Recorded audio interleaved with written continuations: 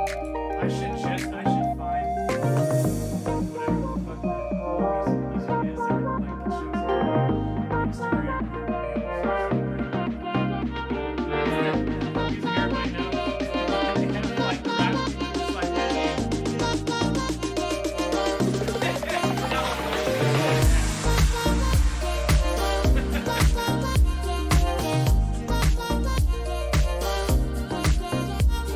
Oh god.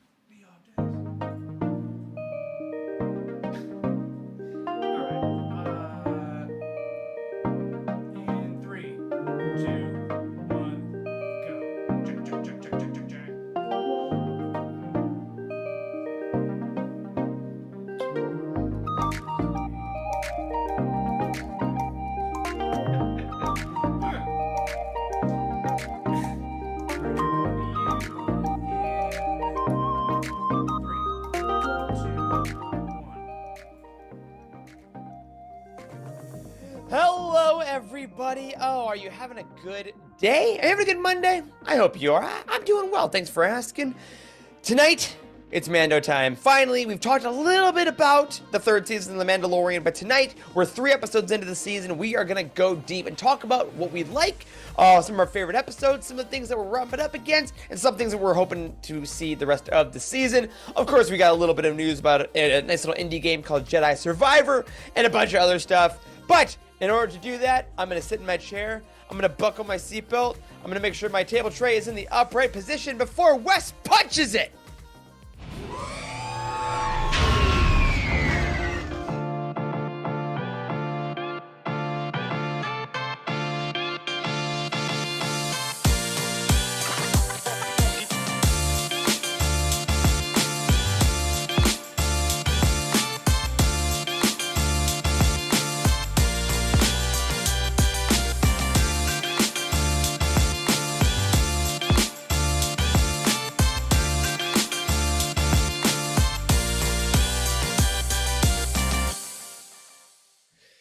Hello, everyone, and welcome to the Living Force, a UTD Network podcast all about The Mandalorian, tonight at least.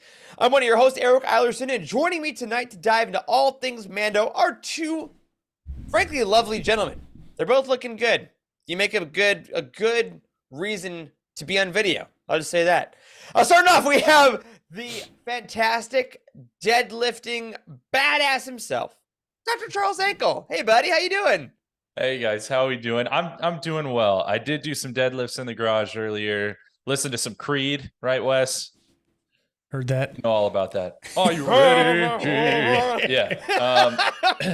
I was ready, but now I'm tired. But I'm happy to be here after missing last week. I feel like I'm still recovering, but we'll talk about that later.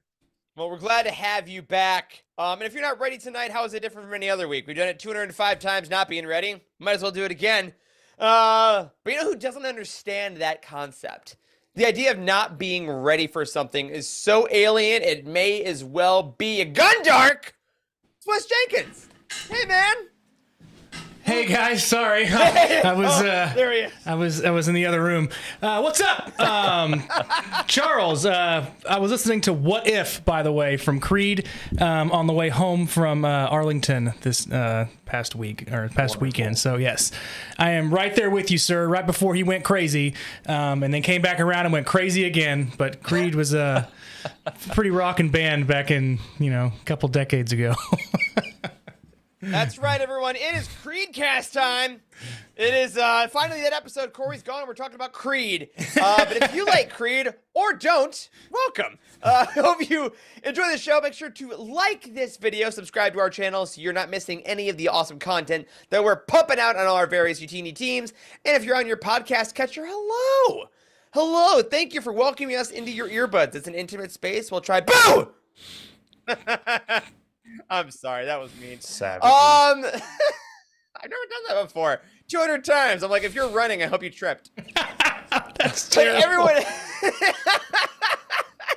And we get a 1-star review. So I fell because of these guys. Gotta invoice these guys for my fall. But you know what else you can invoice us for is your emotional torment over the March Madness Book Madness bracket that we're doing over at UTNE. That's right. Our phenomenal social team led by the glorious Amir have been going every single day, giving us amazing book matchups. If you are new to the show, the last couple weeks we've been talking about our own March Madness bracket. We have a ton of books. We have 64 books and or trilogies and or duologies going head to head multiple times a day.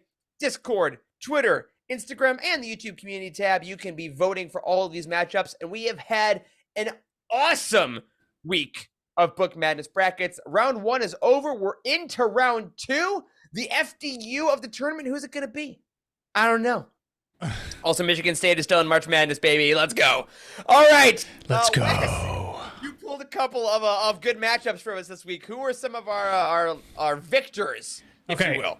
So I was just going through our Twitter and then seeing the matchups that we had and the winners and losers, and there are some nail biters, some Jose Altuves, if you will.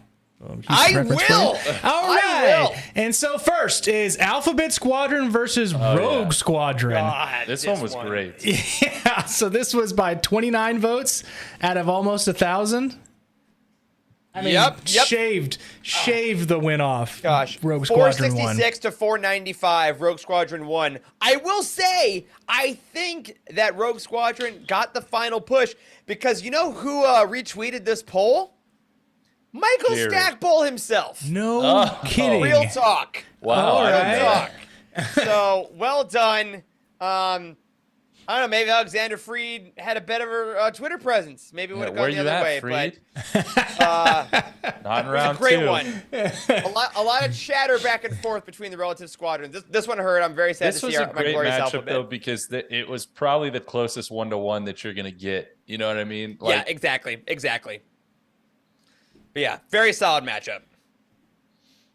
All What right. else we got? I'm moving What over. else we got? Sorry. I was typing in the chat. Someone just said RIP Jose Altuve, and I get it. It's not funny. Poor guy got hit on the wrist.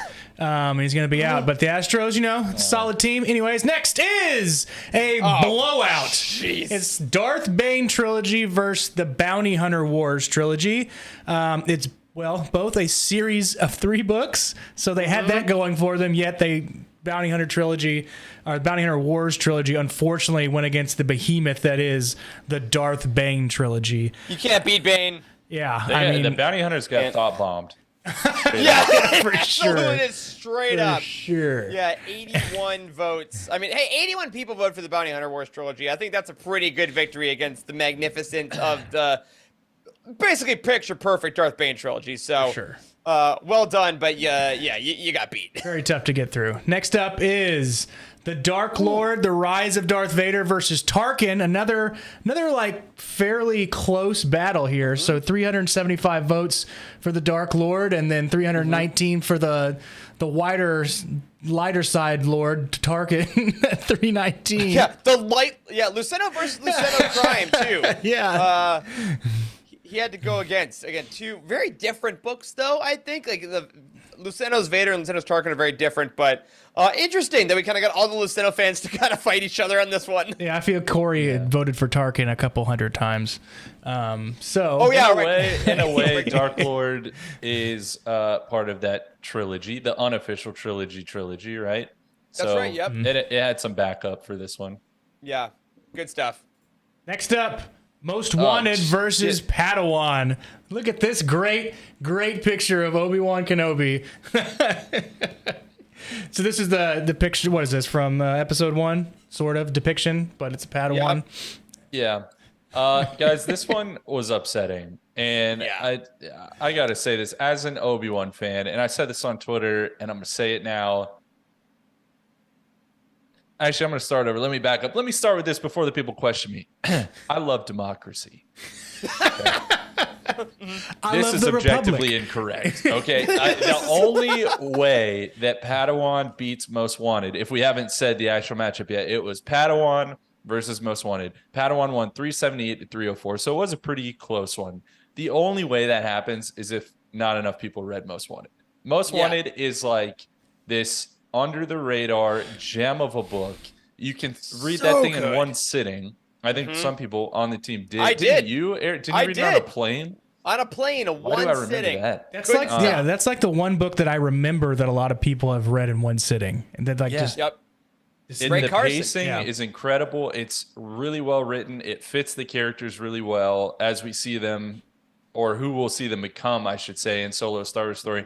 Padawan was a good book. It was an entertaining book, but it was not in the same league in my eyes. So I was pretty surprised by this. Okay. Yeah. As T'Challa said in Black Panther, you were wrong! You were wrong! Moving right along, All right. the Han Solo This was trilogy right, though. versus the High Republic Out of the Shadows. The Han Solo Another trilogy close wins 448 to 404. Very Crispin close. trilogy specifically. This is the Crispin Han Solo trilogy, not the Brian Daley Han Solo trilogy. Yeah, that's the Han Solo Adventures, is Brian Daley. Thank you. Han Solo trilogy, AC Crispin. This another one that should not have been this close. I do think that this, what we're seeing, the trend we're seeing develop, is that there's just more probably canon voters than Legends voters. Sure. And that's Recency fine, bias right? too. Read- Recency bias. Yeah, Yep. recency Yep. bias. Read And there's whatever a lot you of like. good recent ones. But the AC Crispin Han Solo trilogy is Ah. still, to this day, and within all of Star Wars, some of my most favorite books. 100%. Yeah. Glad to see this one go. I am worried about this trilogy going into the next round. Just because honestly I don't know who it's going against, but it's kind of like that underdog team that's made it through the first round. They're gonna go to the second round. I'm like, you know what? Anything else is just gravy at this point. I know Yeah. St. Mary's isn't gonna. I know St. Peter's isn't gonna win. Yeah. But you know what? This I'm is gonna be Furman. happy for every matchup. This is Furman. Okay, had ourselves a bit of a There we go. not. I guess it's just as much as a blowout as the Bane trilogy, just based off of votes alone. But Yeah. Lost Stars. So poor Ahsoka had to go up against Lost Stars. Any poor book that has to go up against Lost Stars, I guess. There's the. I don't know where that. I haven't looked at the bracket well enough to know to find out where I'm going to end up with Lost Stars. Maybe it's got to be 1 and 2. It's got to be finals. So Lost Stars wins 725 votes versus Ahsoka's 210. So that's a kind of a mismatch of 510 votes there. But Ahsoka Juggernaut. Ahsoka they got some votes in. I mean, it's not like they didn't get. They got over 100. So I mean, Yeah. Oh yeah. Yeah, it's gonna be interesting to see what when Lost Stars goes up against a Light of the Jedi or a Revenge of the Sith, Legends Thrawn trilogy. I think there's a few books that really have some strong communities within our community, and I'm really excited to see when Lost Stars really has to get they got to stretch a little more in warm ups, and they really got to work on their free throws the week before for the matchup. You know what I mean? And they need their author to retweet the poll too. So we'll just see how that goes. Absolutely, absolutely helps a lot. Last one we have is the Thrawn trilogy, the Legends Thrawn trilogy, the original that I had first read, my first Star Wars books. 633 versus the High Republic Convergence that just came out at 223 votes. So pretty handily, the Thrawn trilogy wins. I think I would say a fair amount of people who read Star Wars books have read the Thrawn trilogy, the Legends Thrawn trilogy. Definitely. Yeah. Yeah. I like who's making these graphics for us? Is this Jose or is this someone else? Do we know? I don't sure. remember. Whoever I feel did horrible this, about that. Whoever did this, props to you for putting the words "final result" right on Sora Sabaoth's abs, just to draw the eyes there even They're more. incredible. Yeah, They're washboard. incredible. Love it. His name is Master Kaiboth. Can we get this straight, Yeah. by the way? Oh God, here we go. Yeah. How in the world? There's so many. Sabaoth, you mean? Sabaoth? Yeah, there's so many ways you can say it. Yeah, it's anything Thrawn. I think anything Thrawn is still undefeated. I'm not sure if Outbound Flight got defeated, but Thrawn is riding high. I think it did. Pretty. It's gonna go far. So keep your eyes peeled again, folks. As a reminder, Twitter, Discord, YouTube community channel, and Instagram stories. You can vote 4 times per matchup, and as we've seen, if there's 20 people that vote all 4. You're going to go crazy. You're going to make a huge deal. Okay, yes, and verified in the chat, Amir is also making the graphics, and he's the one you're talking to on socials. Amir is the man. Amir, you're awesome. We love you so much. Props to you, Amir. And if you're mean to the Utini account, you're mean to Amir. Don't be mean to Amir. Know that. Don't be mean to Amir. We love Amir. So yeah, stay tuned. Keep voting. A lot of great matchups coming up. We also want to give a quick congratulations to Jedi Battle Scars, which debuted at number 11 on the New York Times bestseller list. Let's go. It's been a little while since we did this, but every Star Wars book that debuts on the New York Times bestseller list is good news for all Star Wars books.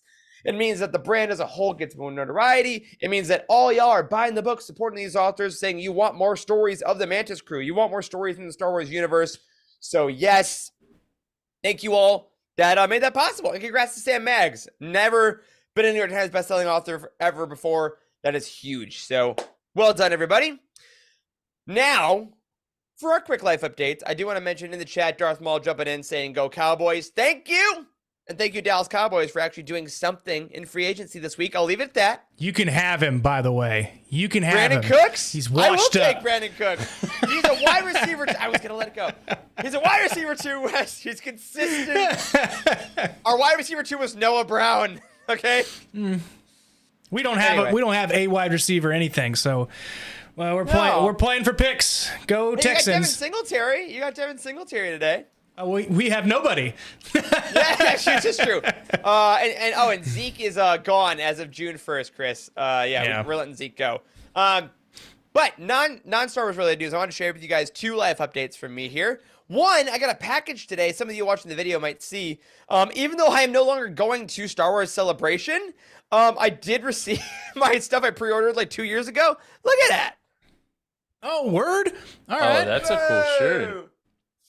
Yeah, cool I got my shirt. shirt, audio listeners. I got my my celebration shirt because I love the celebration shirt from Anaheim.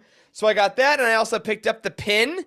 So even though I didn't go, I now have pins from Anaheim 2020, which didn't exist. I have a pin from Europe 2023, which I didn't go to, and I have a pin from Anaheim 2022, which I did go to. So 1 out of 3. But yeah, that's fun. I know that a lot of folks are going to be going to Celebration soon. Pick up, this is what the shirt looks like. Pick it up in the store if you didn't get it. And finally, I want to say thank you to Charles and to Corey for turning me on to my other obsession this week, which is Mistborn. It's the first Brandon Sanderson novel I've ever read. I've heard about Sanderson for years. Those of you in the fantasy circles obviously will know who he is. This is probably the best conceived magic system I've ever read in a book. And I was in the middle of reading High Republic Cataclysm for our review that's coming out in a couple weeks. And then I started this, and now I'm 300 pages into this too. No shade to Cataclysm. I'm really enjoying it, but like this has consumed me fully. And Charles, we've kind of had like a pseudo book club in our group because you're in book 2 of this series, right? I finished book 2 now. You did? I have to start book 3, but I'm That's reading Battle Scars right now. So That's right. and I'll tell you something. I loved book 1, and I think Corey said the same thing. I liked book 2 even more. Well of Ascension. I liked even more than Mistborn, and then I have to start the third one, which is Hero of Ages. But I got to put Eric on blast for a second here, guys, because I love him. Eric was texting us or sending us messages in Slack rather about this trilogy because, like you said, we're doing this pseudo book club thing, and he told us, "Hey, I'm through part 1 of Mistborn," and we were like, "That's awesome, man. What do you think?" Blah blah blah. And then the next thing you know, he sends us eBay links to $1,200 leather-bound signed sets of these books, and we were like, time out, man. Like, finish the series, figure out if you actually enjoy it, and then we'll circle back. But like, you like finish the first book first. I was like 100 pages in, and I was classic like, Eric. No, I don't know. This looks really good, you know. Yeah. So if anyone has really those $1,000 signed limited editions of Mistborn, let me know. I'd be happy to take them off your hands. But real talk, this is Charles. This is your paperback I've been reading off. You were so nice to let me borrow this. I got to figure out which set I'm going to buy for my shelf though. Like, there's the trade paperbacks that came out this year. There's the mass market paperbacks, the hardcovers. So if anyone has ideas on which versions of Mistborn or Sanderson novels I should be buying, please let me know. Any advice is welcome. So thank you for this new obsession. I'm worried. Also shout out to the Books channel and Discord. The best enablers outside of the toy chat and Utini Slack for always making ourselves buy expensive books that we're not going to read. Cheers. How's your guys' week's going? Hold on. Just so people know that it's real. This is the leather-bound Mistborn trilogy for So good. signed by Brandon Sanderson himself. $1,200.00. Yeah. Hey, I see you're signing to Corey's want eBay bids. there. Just buy it. Oh, you're right. I should. Hey, Corey, you missed the show, buddy. Sorry. I know. Oh, they just look so good. That's the problem. I have that Ascendancy out of print trilogy, and that's like my only like super now expensive ones. And I'm like, they do look really good. So, yeah. Anyway, very excited for more of that magic. Star Wars books are great, but if you're ever in a reading slump, finding another series like this or something else that you love is really great. Because I know a lot of us have been talking about that recently. Like, what else could we get back into reading for? And this has been huge for me. Again, I've read 300 pages in like a week, so loving it. So other than shaming me publicly, Charles, what did you do this week? Yeah, well, that's my favorite pastime. But I did also return from Nashville last weekend. That's why I missed the show.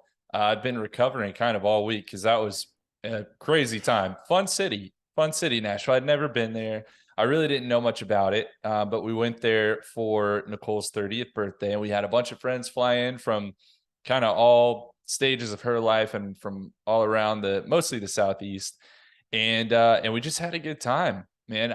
We went out on Broadway a couple nights, and I did not know what to expect. That is a loud place. You see what they have there, and it's busy. There's so many people. They have to have miniature ambulances drive around to like get through the crowds to pick the people up that are falling over, which thankfully was none of us. But yeah, it was a fun time. Thanks to everybody that came, and I would like to go back to Nashville sometime. So keep that on the short list for Utini hangout spots.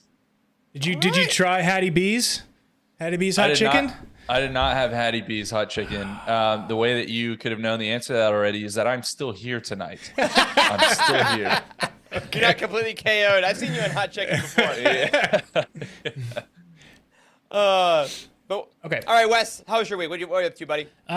So I took off this past Friday to drive to Arlington because there was a video game reveal or a snapshot reveal by, some people may know, Dr. Disrespect. So he is not only a streamer, but he's making a video game along with a developmental group called Midnight Society. And one thing that I've noticed with this developmental company, instead of like any other AAA game companies, is they are taking you through the process of how they're building the game. So they're making a snapshot or a playable demo every like month or 6 weeks or so, and then they're adding on to it and then adding on to that one. So it's like it's even more playable. There's even more like immersion and character development and stuff, and like guns and levels and all that kind of stuff. So they got to the fifth one, and the fifth one was a big reveal, and they had it at Esports Arena in Arlington, which is it's like a convention center that's dedicated just to esports, which I thought, amazing. But I walked in there, and then as we were parking, when I paid for my parking pass, the lady said, "What are you here for? Which event are you here for?" And I was like, "Well, which other event is there?" There's a golf expo right next door. And I was like, "No, we're not going to that." so That's a little too crazy for you guys. Yeah. So they had a big reveal. They showed like this playable demo where you can have multiple people. I think it's like maybe 30 in a match, like a battle royale kind of aspect, but it's an extraction shooter. So instead of like a flat map that you play on, it is a vertical map. So you got to climb stairs, and you can take zip lines and all that to get to the top. Because if you don't get the high ground, don't get the high ground, you get, instead of fire, it's the complete opposite. It's like a freezing mist that comes up. So they gave us access to play it, and I couldn't get my key bindings and my mouse right, so I died instantly twice. So I didn't really get to play it. The mouse, yeah, you're right. The tech was faulty. I mean, what can you do? Other than that, you would have won. But we waited around at the end with all the streamers. The major streamers like Dr. Disrespect, Dr. Lupo was there, Bobby Pop, who doesn't blink, Z Laner, a lot of famous guys that play Warzone and Fortnite and games like in battle royale games like that. So it was a fun time. They're super nice. They waited the entire time to meet everybody that was waiting in a line to go around and shake everybody's hands. Yeah, it was super cool. That. I think the nicest guy that I've ever met, game streaming wise, I guess, is outside of Dr. Lupo, which is like the nicest guy I've ever met, is Z Laner. Z Laner's super cool, super humble.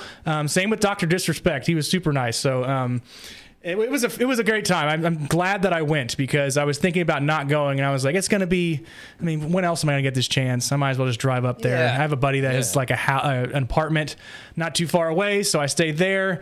We went out, we watched the Mavs. We watched the Mavs beat the Lakers, I guess. Oh, yeah, I heard about on that. St. Patrick's Day, like a last-minute shot. I mean, I didn't care. I booed at the end of it, and everybody told me. but my poor team is like 17 and 50 something. So I don't have a basketball team at the moment. You're going through it. I'm going through it. So anyways, I had a good weekend. Good weekend for sure. That's good. And hey, let that be a lesson to all y'all. If you're thinking about going to that thing, do it. Do it. Go. It's Friday. What are you gonna do? You know, I am the worst at that. That I'm like, oh, this could be a thing I could do. Should I? Like Saturday night, I went and watched a soccer game with a bunch of Charlotte FC supporters for the first time at a bar, and I was like, you know what? I had a great time. I could have stayed at home, and I thought about it, but I tried it. You're gonna have a good time. You're gonna see some people, and if not, you'll go back home after. Yeah. Have some fun, everybody. But the most fun is not found in an esports arena. It is not found at a bar.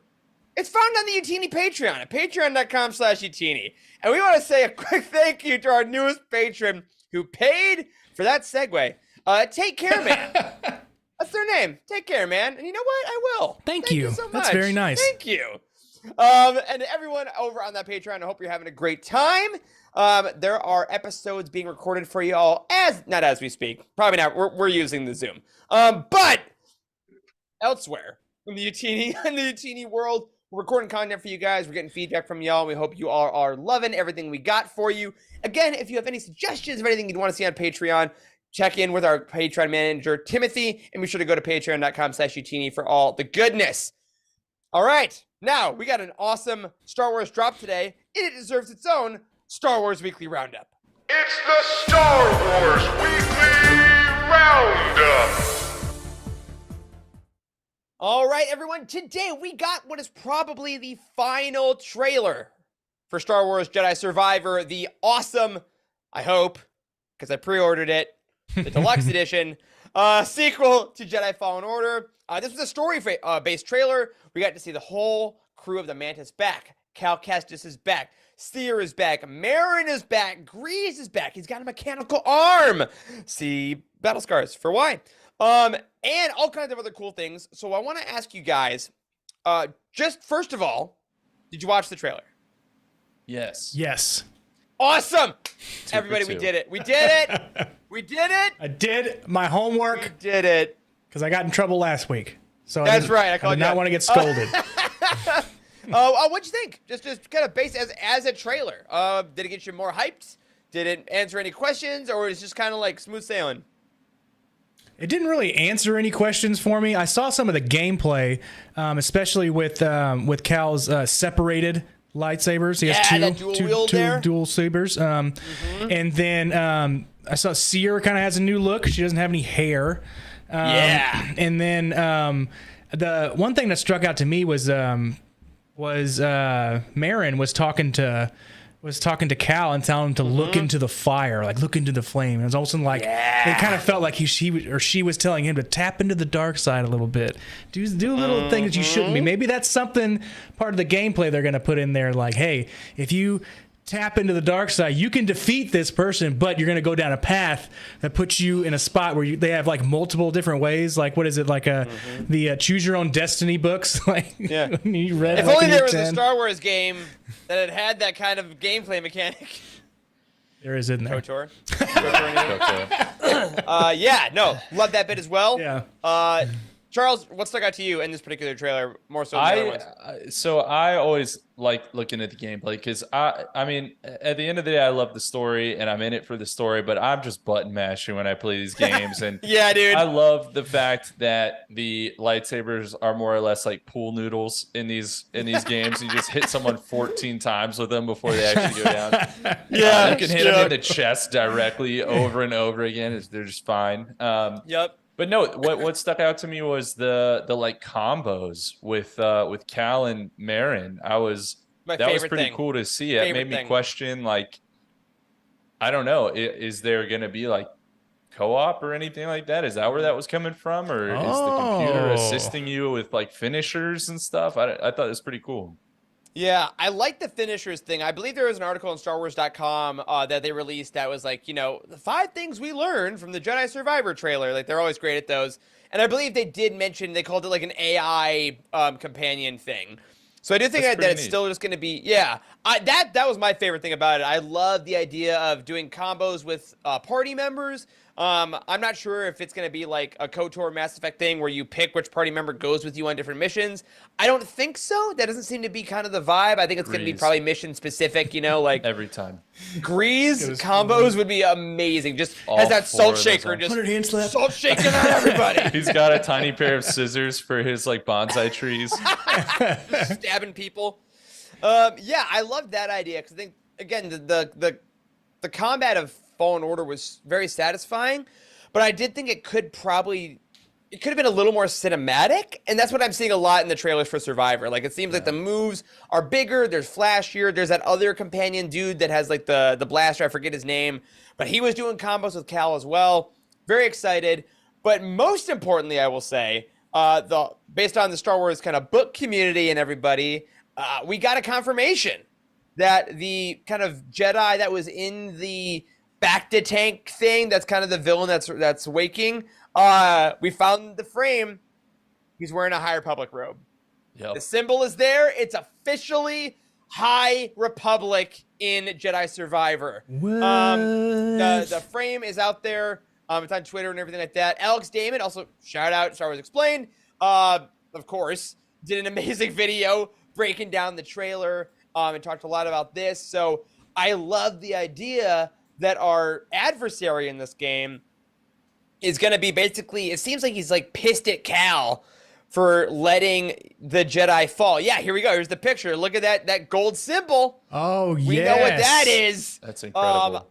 And be like, when in the High Republic did this person go to sleep? Did they assume that now the Jedi failed and like, now the Jedi are gone? Is it your fault? Like, what's going to go on there? Yeah. But either way, seeing that symbol in like a major AAA game, I'm into it, man. Yeah. That's so exciting. So it's like Demolition Man. They froze him and they woke him back up. Yeah. Exactly it.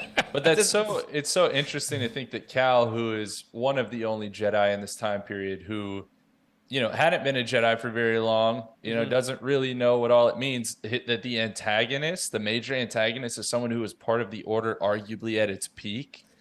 If in fact that is what is going on here. I mean, there's a lot of interesting story there. So, and it just feels like it further legitimizes that whole initiative, This part when he throws the helmet and they just like scan up to him and this was like half a second. How did you even see this? Oh, for sure. I did not. This was quick. I did not catch this. Like they're watching it, but quarter of the speed, just looking for anything, and they're like, "Ha! Found it!" We love y'all. We love y'all. You're the Thank first. you, sleuths. Yes. Thank you for your service. How about this saber too? Because that's a long hilt. Yeah. So It either is. that breaks into as well, or it's double bladed, Dual. or maybe both, considering what Cal can do in these games. But that's interesting. And he's got a it's pretty cell phone big. pouch. That's what that Yeah. is. Let's have a little. Yeah, that's what it self-compassion. is. It's his beeper, I think, actually, as well. He's older. He's got a beeper. Yeah, it'll totally hit a beeper. I'm just saying. We'll see. Cataclysm. But I will say, if you all want to catch up on your High Republic before this game comes out, you have plenty of resources. Number one, utini.com, our High Republic HQ. Head over there, check everything out, getting started with the High Republic, get caught up on the story, or you can buy the High Republic Chronicles of the Jedi by Cole Horton, which is the reference book from Inside Editions, I believe coming out tomorrow in certain markets. It's been popping up elsewhere. We should have a review copy on our way. We'll be able to share with you guys a little bit later on. And of course, the High Republic Cataclysm by Lydia Kang comes out April 4th, as well as the High Republic Quest for Planet X. So we are all about this era. April is going to be very, very big High Republic. So very excited about that. Check out the new releases page at utini.com for everything you need. All right, before we get into Mando and we dive into season 3 in a really big way, there was another Star Wars television show this week. You remember last week, The Bad Batch and Mando were together as well. Last episode, I think a lot of us agreed that the Bad Batch episode was actually kind of better than the Mando episode.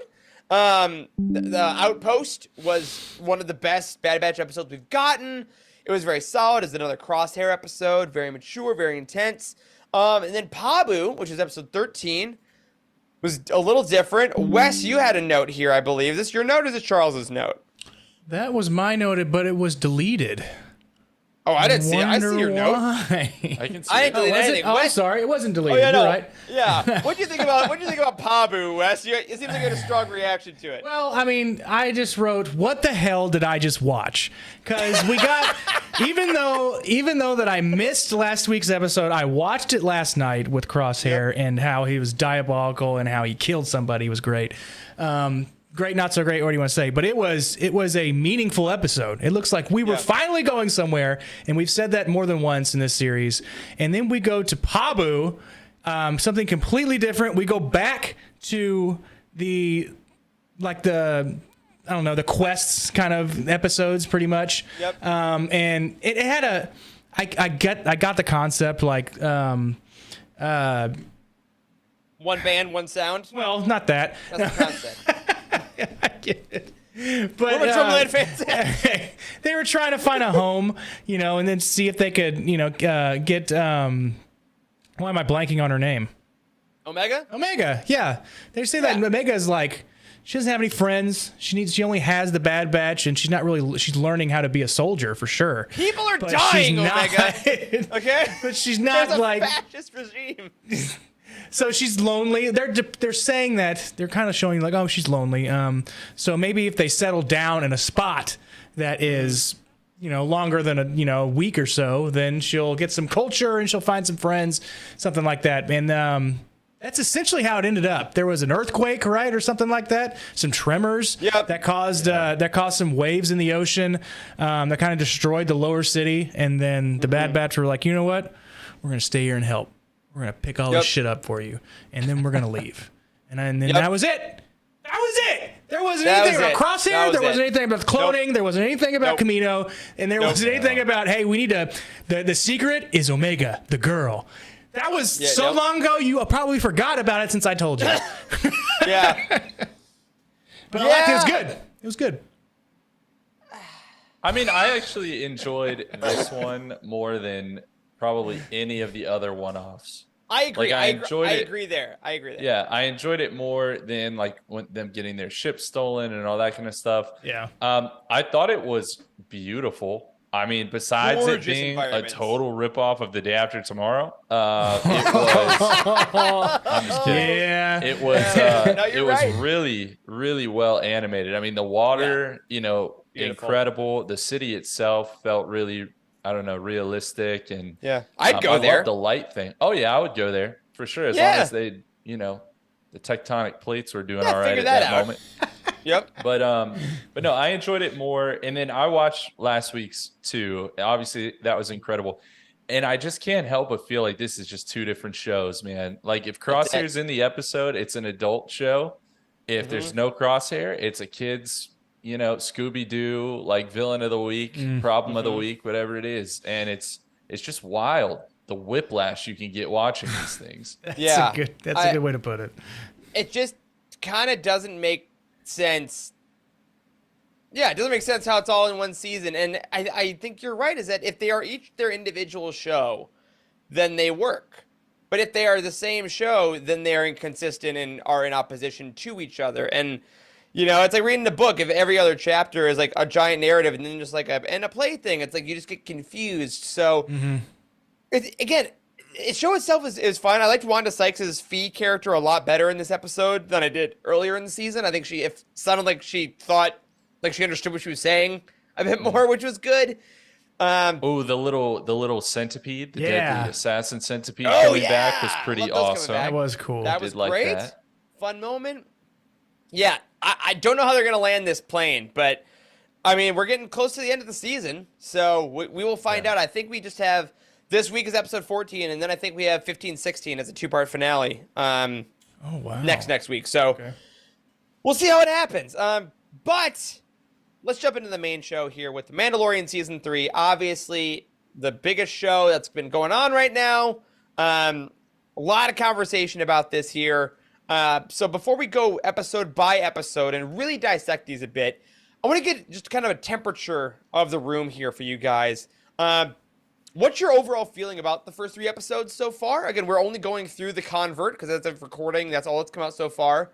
What has been the best thing about this for you guys? Where have you struggled, if you have it all? And how does this compare with the beginning of seasons 1 and 2, which also were very, meeting Grogu for the first time in season 1, and then we had the Cobb Vanth stuff in the beginning of season 2. So how is this going for you? Charles, I want to hit you first. Yeah, 2 big thumbs up for me so far. I mean, I Awesome. think overall it's been really great. I think what I have liked about it so much is it feels more focused and it feels bigger scope. And what I mean when I say that is I feel like every episode thus far has built on the last and has built towards an overall narrative. So it's exactly the opposite of what we're talking about a minute ago with the Bad Batch. I mean, everything I think is leading towards something. And when I say it's bigger scope, of course, they've always been flying all around the galaxy and whatnot, but even the show itself, the shots they have, I don't feel like we're in the volume. I'm sure we are most of the time or whatever amount of the time. I'm sure we're still there a lot, but I don't notice it the way that I feel like I noticed it once I knew what it was like to have Star Wars outside of the volume, for these TV series. So I think they've done a really good job of making it feel big. I think that the action and the effects have been movie quality. I mean, the episode 1 dogfight was nuts. I loved it. Oh my God, so good. So that's what's been the best for me so far. If I had to name one thing that has made me struggle, it was the weird almost reintroduction of IG-11. I was really thrown off by that. Weird false start. Yeah. Yeah, we'll talk more about it, I'm sure. But yeah, just that, and I don't know if this new astromech is going to work out long term here, but yeah, overall, I've loved it. Yeah, he has a tough time holding the job. I think I'm finding that. Wes, how about you? So the best thing so far, it's not so much. I'm not harping on the fact that it's the best thing, but they are putting Grogu in a back seat right now in favor of Mandalore and the Mandalorians. Yep.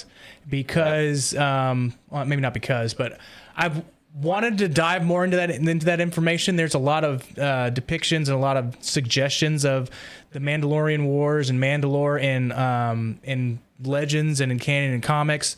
But haven't really gone too deep into it, especially in canon.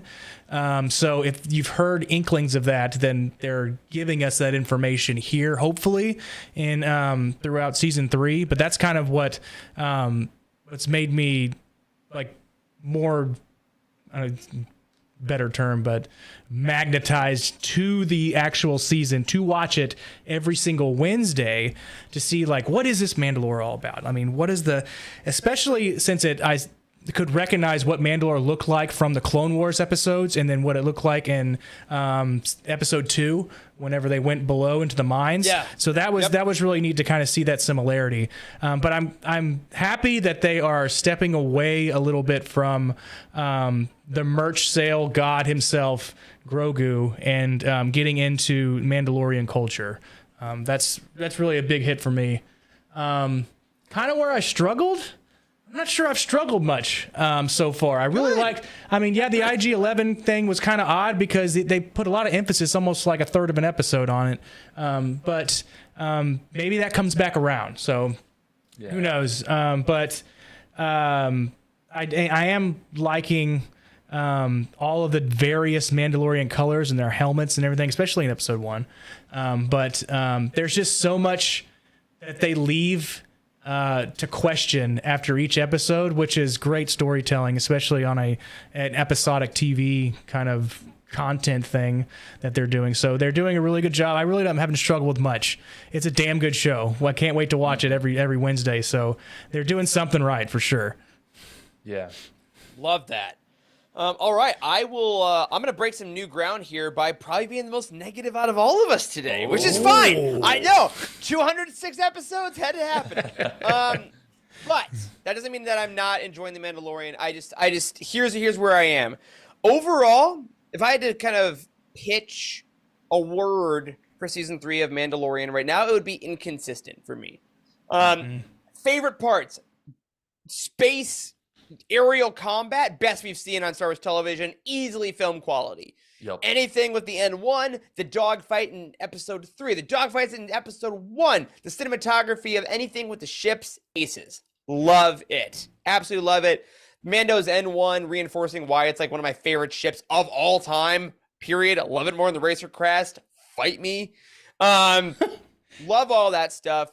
I really enjoy the Mandalore lore that we're getting. Yep, no, we got that. Yeah, okay, great. So I really had to drag it out there. Had a great time with that. Agree with Wes. I'm glad that Grogu is an additive to the show, but is no longer kind of the sole purpose of it. I think he works well as kind of like, again, the sidekick that's pushing him. I will say that where I'm struggling with this season is kind of the production components. The dialogue really isn't working well for me in this season so far. The third episode it did, which we'll talk about because it's actually a completely different kind of episode of a show. But anything where Mando is just kind of talking, the dialogue is a little too exposition-y for me. It doesn't kind of connect as a person talking as much as like kind of exposition machine stuff. I feel like it's a little wooden and things like that, especially with him and Bo-Katan. I'm not really buying it.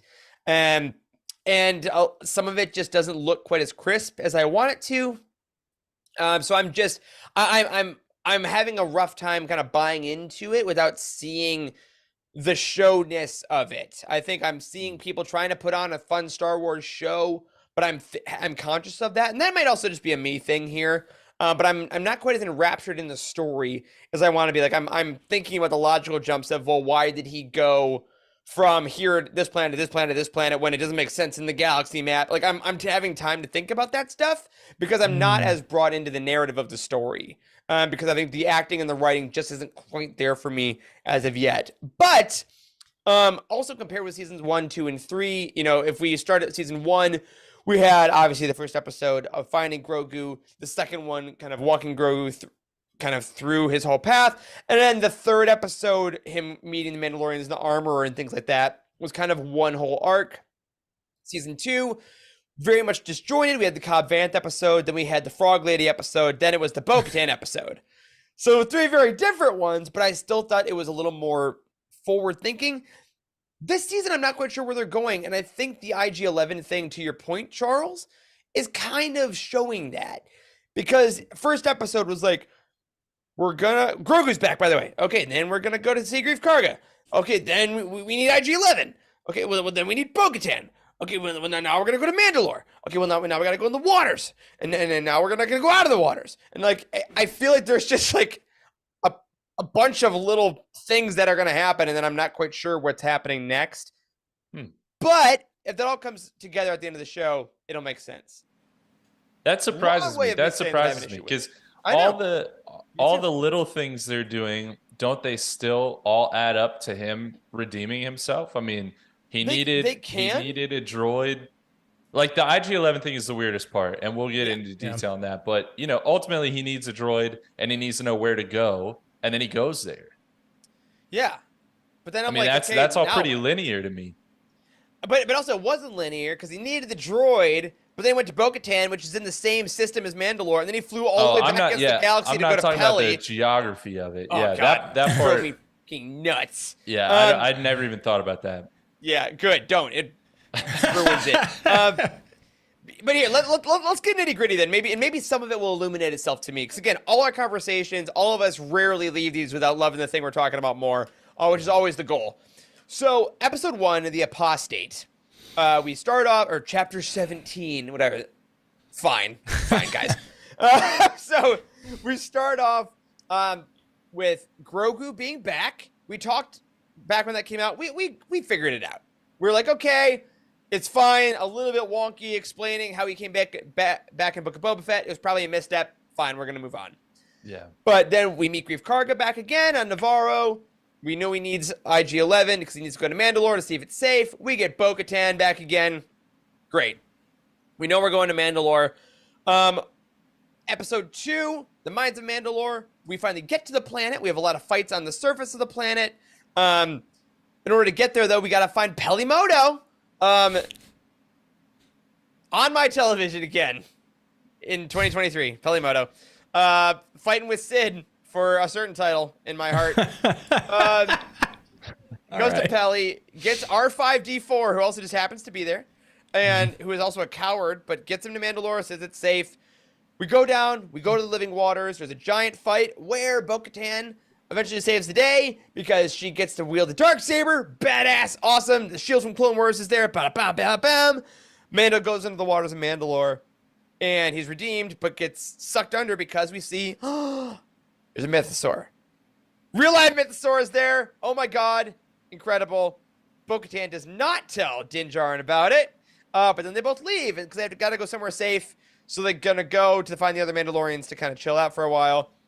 Episode 3, huge departure story where we see Dr. Pershing trying to reintegrate into New Republic society, do his job, but he wants to continue his research. So he meets one of the people that was on Moff Gideon's ship. They become friends. They're going to sneak off to get him a lab so he can research. Oh, turns out she double-crossed him the whole time.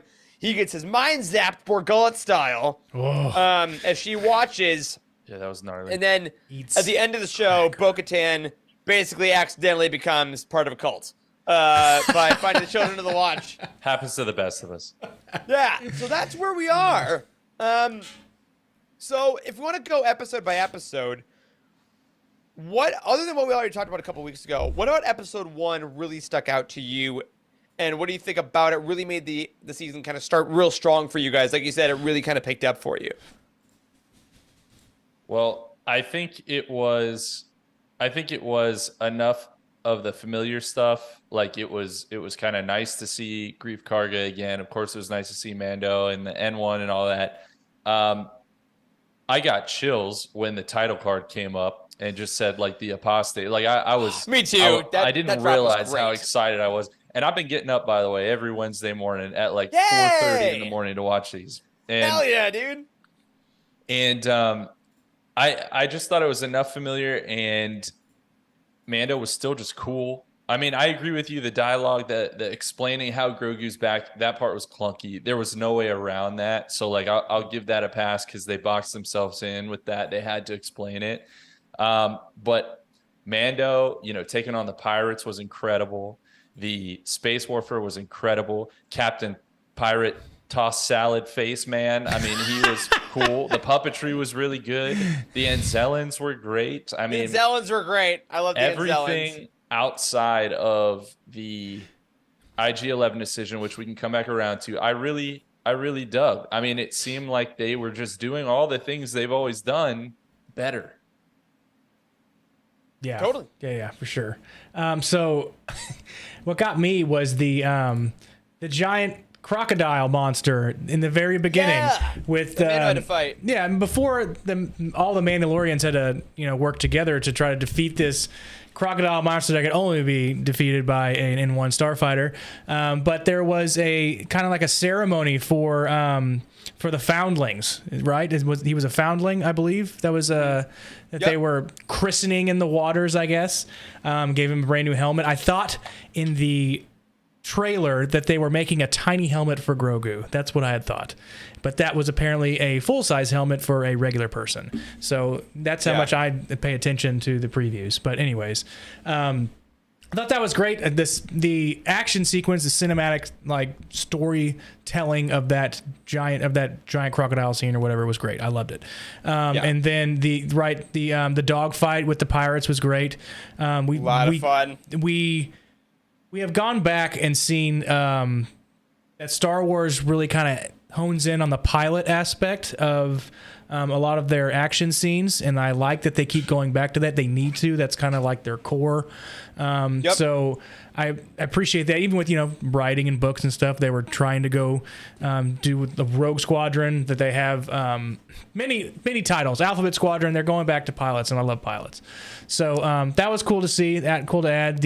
Like everybody has said, the IG-11 part was very strange, but especially like they were like, oh my god, it turned on, and it's like, oh, I'm gonna kill you, and it's like, so we have to destroy it again.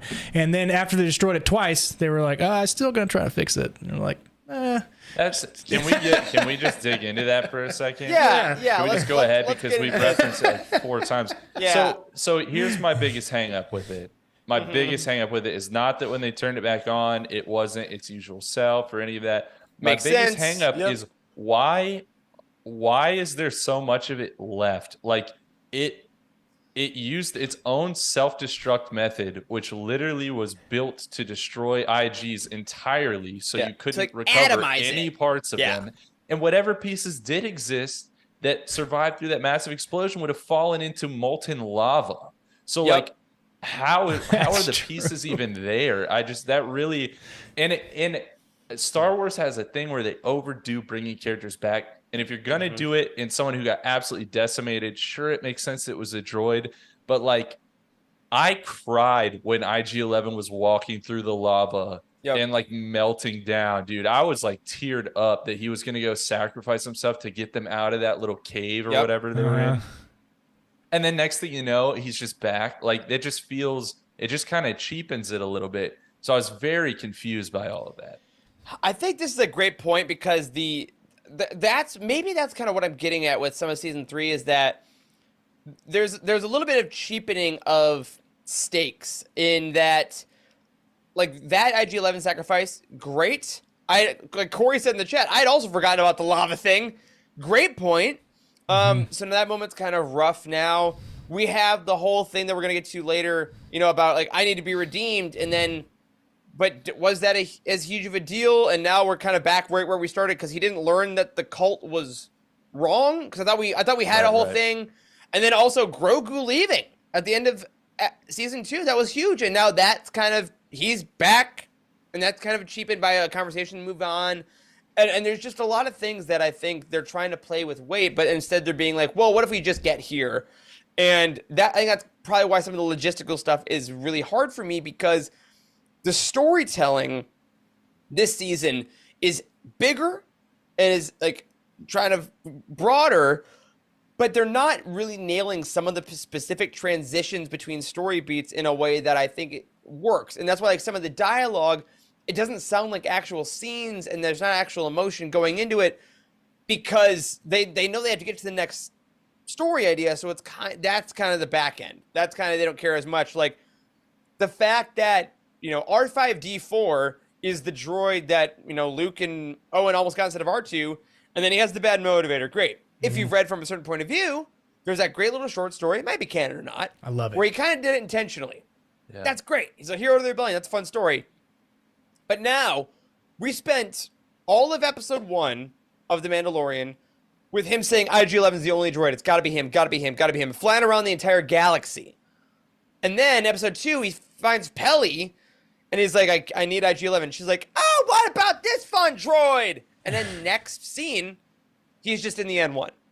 Yeah. And he's also like a fraidy took away cat. Grogu's little bubble. That made me sad. Yeah, but also like then all of a sudden R5-D4 is just a scaredy coward droid, even though he may have had this other story that does or doesn't matter. I don't care. But then also Mando, who is soul bent on finding a single part in the galaxy, is now taking like essentially a coward droid for a bit and a nostalgia thing. It's like the little things don't quite add up as nicely as they want it to because they just want it to be a cool nod at another thing. And I'm like, if your action is good enough, as it may be eventually, like, then I don't care. And we might get there. Like, there are some things in all shows that, well, it's cool. Who cares? Like Bo-Katan's ship backwards drifting and firing later on. Hell yeah, that's great. I don't care what physics and whatever. I don't care. But like this is the kind of stuff where I'm like, the excitement isn't quite like the IG-11 thing. That other stuff was exciting, and that emotional stuff was the big thing. And seeing him, like you said, Charles, not exploded now does kind of take any impact out of the moment, which is odd. Yeah. It's odd. I think that's what it is for me. It's just odd. I mean, just retconning it could have exploded and pieces just flew out of the lava area, but the chest does the chest piece is it intact? That's odd. That's Yeah, definitely that's odd. where the little detonator was sitting. Exactly. So, and then like the arms are the ones they couldn't find. I thought those were the projectiles that would fly out first, right? Yeah. And I think there's a difference between suspension of disbelief and suspension of the rules you have established in your universe. Yeah. And in this universe, they established that that detonator will destroy IG-11 and he will melt. That is what we were told as audience is the rules. And now those rules don't count. So now it's like, well, what else doesn't count, I guess, you know? Anyway, I agree. Yeah. That was a rough Yeah. one for that. And I don't think there was enough reason for that because he didn't end up coming back.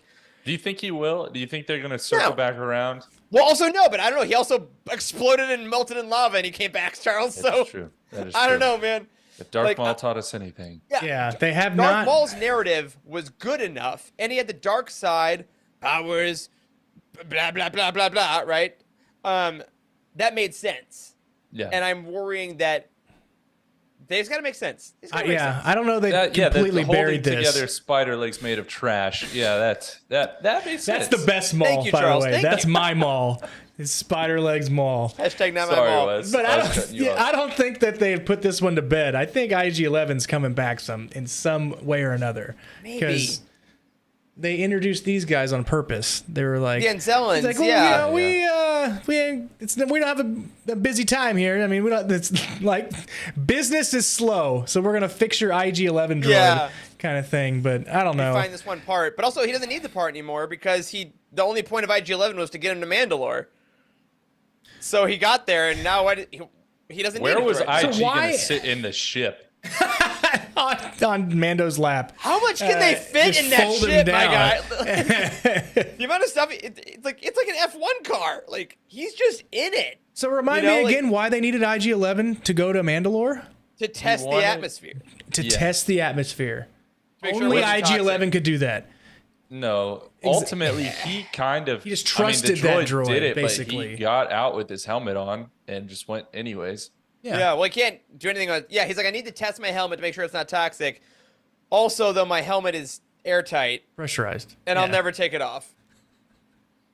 Yeah. Again, these are the things. Maybe It's his like, skin would melt. You don't know. There's just tough little things where I'm like, if your conversations that you're having about like the world isn't interesting enough, this is where my brain's gonna start to go. Which I will say is what happened to be the first half of episode 2. We're talking about episode 2 about Mandalore a lot, Yeah. and I think that's where this got to me because this episode for me was a little bit more like walking with Bo-Katan. Look at that rock, and it's like, hey. You know, that rock was here when I was ruler of Mandalore. Oh, a little while ago. It would just be like random stuff just to say, remember the Clone Wars? Do you remember the Clone Wars? And like, yes, that was great. But maybe it was the delivery, maybe it was the areas, but it just seemed kind of like, I want to read the book about this. I want the database of the Mandalore stuff. Same. But it really didn't grasp me until Bo-Katan, Darksaber, Shield, like that stuff was peak Mandalorian. That's awesome. Loved that. I think that to a degree, that's kind of like the price for fans like us who did already watch everything. I mean, if we really want Disney to pump resources, the money, the time, all this kind of stuff, getting these wonderful actors, I think they're wonderful actors. If we want them to pump all those resources into these mainstream shows, like they're going to have to catch up the casual viewer. And so that's going to grade us wrong. It's probably going to feel a little bit inorganic in the conversation. But like, if that then gives us those big payoff moments in shows like this, I'm okay with just eating it. Honestly. I mean, I'll just struggle through those tiny moments and then move on and just appreciate it. Yeah. Well, what if, like, at the end of Andor Season 1, Melchi looks at Cassian and goes, like, oh, yeah, what'll you do? I think I've heard there's a rebellion, and maybe I'll become a commander. I've always wanted to see places like, Scarif. And, like, it's just kind of, like, made a bunch of Rogue One references. I mean, that's prospective, though. That's not retrospective. That's very That's different. true. No, that's a great point. Yeah, that's true. Yeah, if Melchi could just see the future, that'd be kind of weird. You're right. Speaking of episode 2, I feel like with all of Mando, Din Djarin's skills, his history, his background, like his overall like way that he is about getting out of things, right? He has so many different gadgets that he has. He has the whistling bird, he has a flame, he has some kind of like lightning rod that shoots out of his arm. I mean, he has all these different things, and he gets caught. He gets caught in this bed thing, in this collapsible it's collapsible Iron Maiden thing, if you will. Not completely Iron Maiden, but I was just like, and the only way he can get out is, hey, Grogu, I need you to go run away and go grab Bo-Katan. Like, there's got to be a way for him to get out of this. All right. I might be misremembering this. Earnest question. Was there not a 2-episode arc in Book of Boba Fett where Din learned how to wield the Darksaber? Yes, it was super heavy. Kind of. It was heavy, he never really trained learned with it, right? I thought he trained with it, but he was still really bad. Yeah. Okay, like, was he by the losing. end? Okay, because I thought he won something because I'm like, Din, listen, my guy, these are like semi-sentient Yeti people. And he's like, oh no! I'm like, you're a bounty. My guy, we met you as to be like, bring you in warm, bring you in cold. Right. Yeah. Like, man, took down a crate dragon with a bunch of Tuskens and people, and I'm like, yeah, and then he gets in a cave and he's like, my weakness, 3 people. I know, that's the sword thing. is heavy. It's He probably would have done it better without trying to use it. Okay, yeah, no, Chris says Exactly. he beat Paz Vizsla. He beat Paz Vizsla in a duel in Book of Boba Fett Oh yeah, I guess he with did. the Darksaber. So like, he's Yeah, I pretty forgot good about at that. it. I don't understand. Anyway, Yeah. I was also like, I also, you guys know that's my pet peeve in Star Wars with protagonists. Like, I need competent protagonists. Like, listen, Din, you're awesome. You just be good at everything. Because you're right. If you've set us up as an awesome bounty hunter, I don't think Din can beat anyone yet. Like, I think that he loses a lot, which I get as a plot point to get people in. But yeah, when he's like, oh, thank God my baby was here to go tell his cool aunt, who also is in the system, to come get me.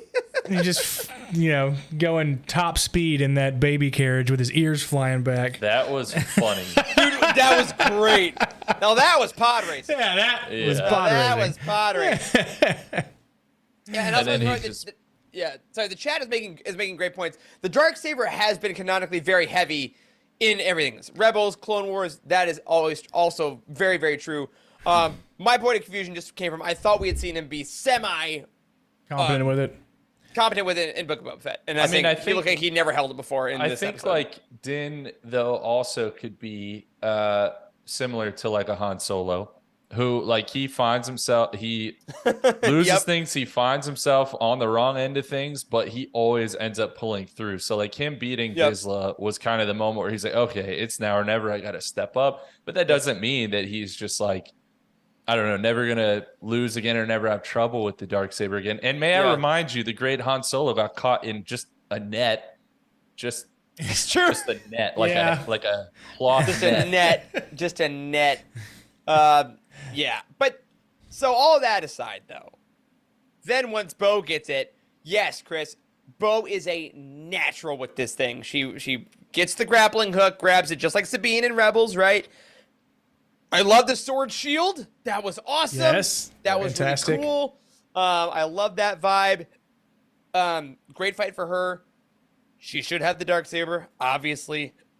But then we do get the waters, the whole thing, and our first look at a live-action mythosaur. I mean, I think that's the moment of the season for me so far. I think is to see in that mythosaur. That I didn't expect that in the slightest. No. And I thought it was really well kind of plotted out. We knew what it was, and I do think that is coming back. IG-11, nah. Mythosaur, this is Mythosaur's it. coming back. They gotta let Mando ride a Mythosaur, right? I mean, that's exactly what's It's- like. Hey, we put Boba on a Rancor, and now we're gonna have Yeah. Din on a Mythosaur. That's got to happen, and it's gonna look rad. Yeah, the character itself is like the homage to the original, Boba Fett in the holiday special when he's riding a Mythosaur with his little gun with the 2 prongs on the end, right? So Yep. yeah, Yeah. It- This was it was great. very well done. Looks real. Looks cool. It does look Yeah. very real, and it looks ginormous. Ginormous. They and I did a hope that really good scale job with stays. scale, on that. So Yeah. And the reason that he plummeted to the bottom of the mine of the water was because of the Beskar being so heavy. Yeah, he literally was like, "Oh, I fell." Loser. But what about Bo-Katan? She dove in, I guess, but still, he's just like, oh damn! I didn't know all this metal would weigh me down and send me to the bottom.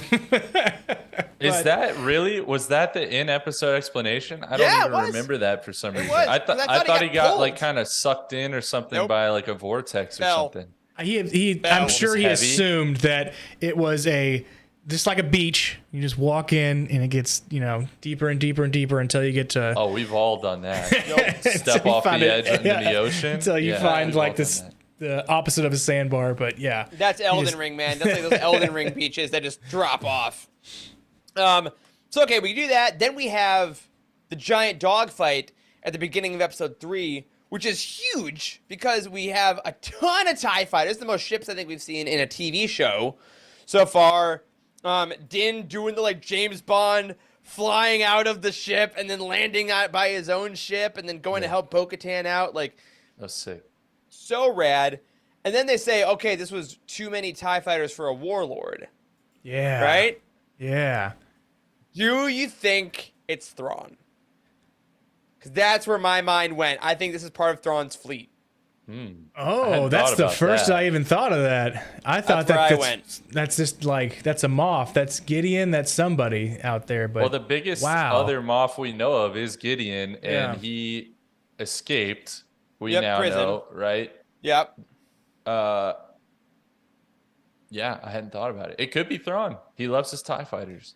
He does. He really is. So, but I think that's coming back, and they got to hide from them for whatever reason, right? So.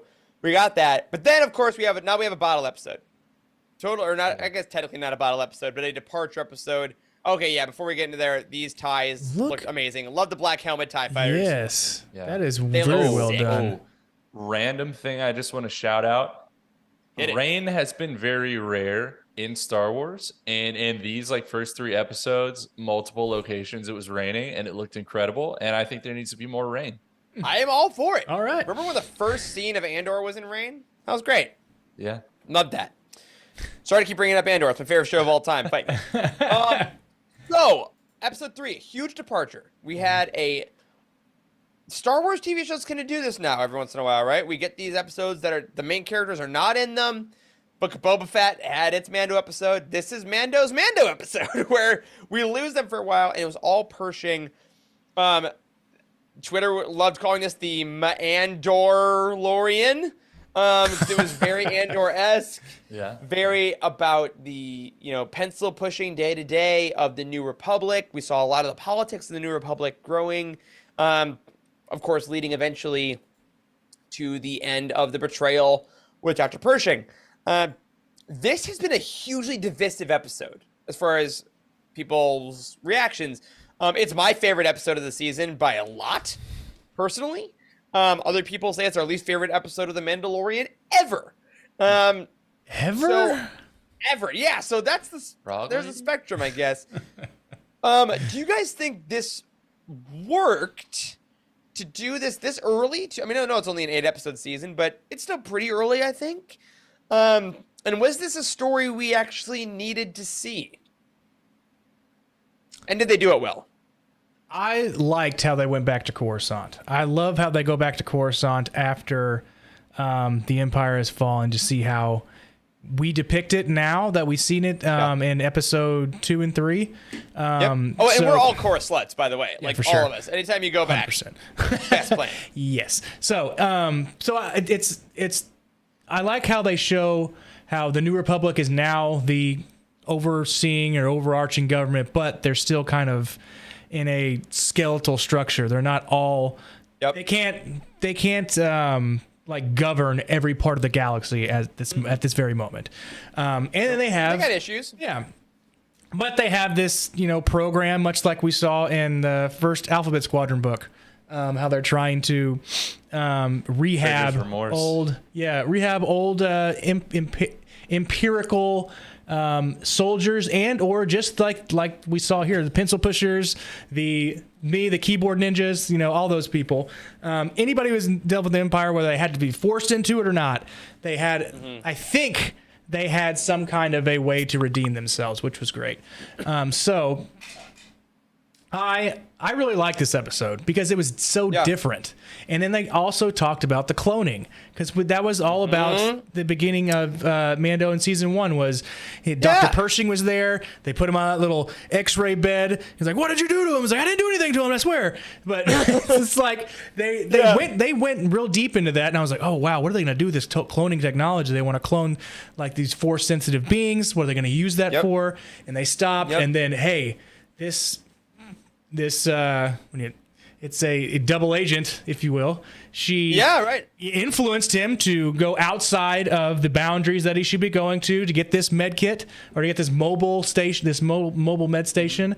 And he did it. He was convinced. She did all the right things. She sucked up to him. She made him feel strong, made him feel like somebody, gave him crackers that he loved.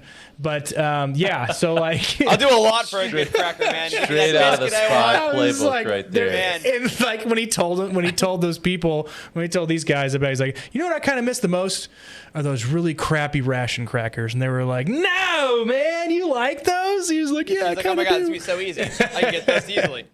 But the mind wipe at the very end, that was brutal. That was almost, Seriously. that was like Andor-esque whenever they put the hearing thing on Biggs. God. That was Biggs. crazy.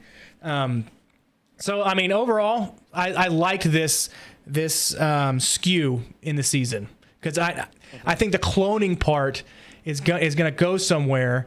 It's just that who's gonna keep going with it? Because I don't know. It's just maybe that they were trying to. I think maybe they were trying to keep the cloning part under wraps, and she, being a double agent, didn't want the New Republic to get their hands on it. So the one person that knew about that cloning technology that was in the brain was Dr. Pershing, and you need to wipe that thing with electricity or whatever they were using. That's something. Yeah, I mean, just like in Rogue One when. Or Gullet. Yeah, Borgullet, and the only one that knew about how to put together the Death Star, and who only knew that flaw was Galen. No, Galen, yeah. So Galen's the only one. So got to kill Galen, right? He's the only one that knows. And that's what they were after. Yeah. So similarities there between Galen and Pershing, I guess. Yeah, I agree completely. And I think that the purpose of his death and the purpose of her, double crossing betrayal is really going to reveal itself later on in the season. I'm great with that. I also think that just on a very base level, I think they talked like people. Like my biggest thing about the previous episodes with the dialogue feeling stilted, I thought the acting across the board in this episode was great. I thought the conversations were really interesting. I think this is the look at the New Republic that we want, that we get in books like Bloodline, Alphabet Squadron, Aftermath. This is fascinating part of Star Wars history, where it's like, well, now what? Is there rehabilitation programs? We're losing all this research the Empire did. Isn't that bad? Well, no, because it's still bad research, but could it be used for good? That's the morality stuff I find so fascinating. And I think it was a great episode to look at that. I do think it was very Andor-esque, like you said. But I just think overall it was a great time, and I think all the actors did a phenomenal job at it. In the chat, Stephanie, great High Republic callback with the top of the mountain. We saw that in Light of the Jedi. It's the only place where you can actually touch the Coruscant. And that was crazy. Love seeing that again. Of course, the mountain is mentioned in Legends, but it's named and stuff in the High Republic and all that good stuff. But yeah, overall, I loved this. I love these little slices of life stuff. It felt like an interlude in Aftermath. If you remember those books where they just had those Cobb Vanth first guy to start there. This kind of stuff is what's going on in the galaxy. And I thought these actors really just did a phenomenal job.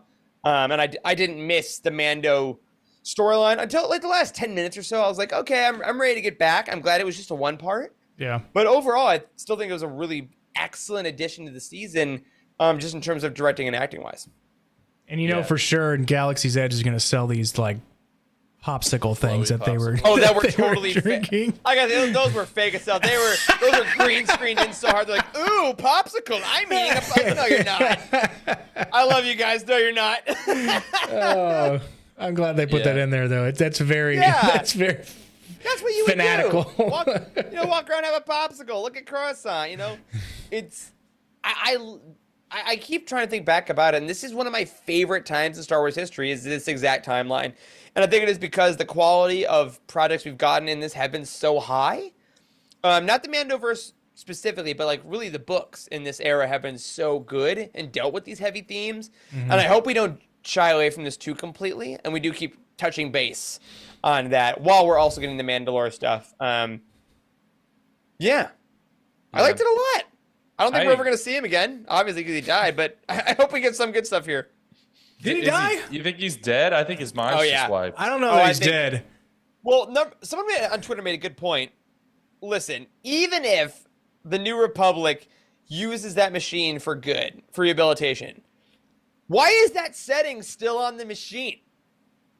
Like, is The it one that case? goes to Like, 11? Yeah, Yeah. let's turn it up just in case. Well, Like, there's you know? some. It could be other species. It doesn't work as well on Oh, that's a others, good right? point. So like a Okay, species, okay. That's a good point. you put a Rhodian know in what? there, and you That can was take very all of it. xenophobic of me, Wes. You make a great point. You make a great point. Yeah, I don't think we're gonna see him again. I mean, we kind of might. hope we do, just Me because too. I enjoyed that actor. Oh, I hope we. Yeah, he's great. Yeah. So I can't remember the name of the actress either. That Katie O'Brien. Katie O'Brien, phenomenal. I mean, when Great. they showed the quick shot of her from the old episode looking menacing in her Imperial outfit, I was like, oh, okay, so they're gonna bring her back. And then they showed her, and I was like, cool, definitely evil. Definitely Yeah. evil. And then the whole time I felt myself getting Pershinged, and I was like, she seems kind of great. Like she's same. friendly. And then at the end, I was like, Same. of course she was always gonna double cross him. Like, of course she was, but I almost Hindsight. thought she was. Hindsight. Yeah, Yeah, she was dope. I really enjoyed her quite a bit. she did a really good And job. who's she work? Is she still working for Gideon or? I think so. I think so, she's too. still working for Gideon. Yeah, Absolutely. That's how it seems, right? Which is Yeah. pretty interesting. I mean, and they're not going to get rid of Giancarlo Esposito, for goodness sakes. Oh Like, no, he's around. Yeah. It's too good not to lose. Yeah. One other thing about the Alphabet Squadron book with similarities to this is the therapist droids that they had. Yeah. So they had to go. Yeah. So Pershing right. here had to talk with a therapist droid and basically tell him, "No, I have no ill will towards the New Republic." Every single day, I guess it seemed like every day he had to go and was It's a like, "No, lot. Yeah. we're cool, man. We're good." He's like, "No, man, we're good. We're good." And then like another week, he's like, "Yeah, I'm kind of mad." But he Yeah. didn't. He held it together. Asked about whether he's like, would it be against the rules if I did like any kind of research in my recreation hours? And they're like, Yes. you cannot do that. You can Yeah, do that. So Yeah. that was a good It felt point. a little like Severance, that Apple TV show. If anyone's Yeah. watched that, like very much Yeah, like true. we're all friends here, right? You're fine. Why would you ask more questions? And it's really interesting. So I think that wherever the season goes, these seeds of betrayal are now very fascinating. The seeds of who these ships are from at the beginning episode is fascinating. And now we got Mando and Bo with we got full group of Mandalorians. We have dark things going on behind the scenes. And I think overall, looking ahead to the little more than second half of the season, right? We have 4, 5, 6, 7, 8. I'm now, even though I haven't been the biggest fan of the first three as a whole, I'm pretty optimistic about the rest of the season because I think that the pieces are finally placed where they need to go. We've shown the dialogue can be really good, and I think the action is getting the budget. So I'm hoping that all these things they've kind of started up really just sink in. It's tight storytelling going forward, and we get to see a lot of the stuff kind of come to fruition. So Yeah. I'm slightly disappointed, but I'm incredibly optimistic. I think is where I'm ending. I think it says something that where they started with Din and they started with Bo-Katan in the beginning, and then they had this arc or this single episode about Dr. Pershing and how they wiped his mind, and then they came back to the Mando before Mandalorians before Yes, they ended the right. episode, which was great. Yep, And then yep. the whole time, like when they brought Bo-Katan back in, it's like, have you removed your helmet since you were in the waters? She said no. It's like, well, you are part of the, that is the way. And she was like, sure it is. And then takes her helmet off. I was waiting for that. I was just like, my mistake. yeah, I was waiting for that. But because she didn't do that, now I'm thinking she's like, well, maybe this is actually the way, which makes me intrigued for next Wednesday. Like, I I'm think she's maybe excited like, about y'all it. Y'all got health insurance? Like, I think she was I'll be like, chill for a while. I'll take a bed and a bowl of soup. Thanks. Her house got blown up, and now she's like, I can chill here. Oh, what? This is the way. Yeah, sure. This is the way. Where's the food? Like, She was sitting in a concrete chair. How well could that have been for her? She's like, my back, Not great. my back. Not great. Not great.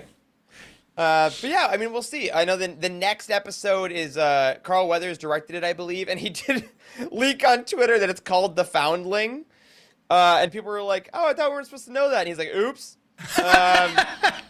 Yeah, right. But anyway, that'll be fun. I think he did a good job directing his previous episode, so it'll be a good time. I think both these, it's very interesting seasons for Bad Batch and Mandalorian to be happening at the same time. Because they're both, I think, a little up and down, but they both have really, really high highs. And I hope that they both stick their landings really, really well to kind of give us some good momentum going in and out of Celebration. Because Mando's going to end after Celebration. Bad Batch will end right before. So I think that kind of hype meter, because we're going to have now a bunch of time without shows, writing whatever we can announce at Celebration, whether it be the next film, whether it be, Ahsoka trailer, Skeleton Crew, like, we're really going to need to nail these endings in these last part of the seasons to keep us going. And I think we will. I think so too. Awesome. We have Jon Favreau still voicing the character of this Fizzle guy. Is Sounds he? like It it. didn't sound like it when I watched. I this agree. past- He didn't sound like it, but but They're probably that doesn't mean don't it's want not. him to sound like. That's Jon Favreau, probably but true he's as got a very well. recognizable voice. yeah, that's probably true as well. So I mean, look here. Yeah. No, Paz Vizsla is Tate Fletcher. Tate. Tate Sorry, Fletcher. nope. Okay, Nope. never mind. So leave that, whatever that is. Was. Yeah, he sounded differently. Leave that right there. Oh, geez. Well, we'll see how the rest of the season goes. Again, we're probably going to do another episode like this, probably at the end of the season, maybe before the finale, depending on how we're doing with some predictions, or maybe when it's all said and done. I kind of like tackling them all like this, because sometimes you got to stretch per episode, but it's really nice just to kind of take it as a chunk, You don't go chapter by chapter with books necessarily, so It's true. we're excited to talk about it. Again, if you have any other thoughts about Mandalorian, leave them in the comments below. We want to know what you're thinking about this season. And again, jump in our Discord, talk about the Mandalorian every single Wednesday. Spoiler tags are very respectful, so that's great. 2 weeks from tonight, as a heads up, 2 weeks from tonight is our Jedi Battle Scars Roundtable, led by Corey, his first roundtable being led. So make sure you finish that book in the next 2 weeks. We know you bought it because it's a New York Times bestseller. But on that note, everyone, thank you for tuning in to this week's episode of The Living Force. If you support us on Patreon, thank you so much. We appreciate every single one of you at patreon.com/Utini. And a special thank you to Brian Julie, Earl Q, Carl Sander, and Zach W. on our Jedi Head Council, and James T, Ashley Ingalls, and Chris Carrizo on our Alliance High Command. You can find us on Twitter. I'm at Eric Eilerson. Charles Zetzi Hankel. Wes is at Boss Wes. And we are at Living Force Pod. A special thank you to Matt Davenport, our amazing editor, Ryan, our graphic designer extraordinaire, and Wes, our producer and community manager. Thank you to Charles and Wes for piloting me tonight. Thanks to all of you for hanging out and chatting some Mando. And as always, may the Force be with you.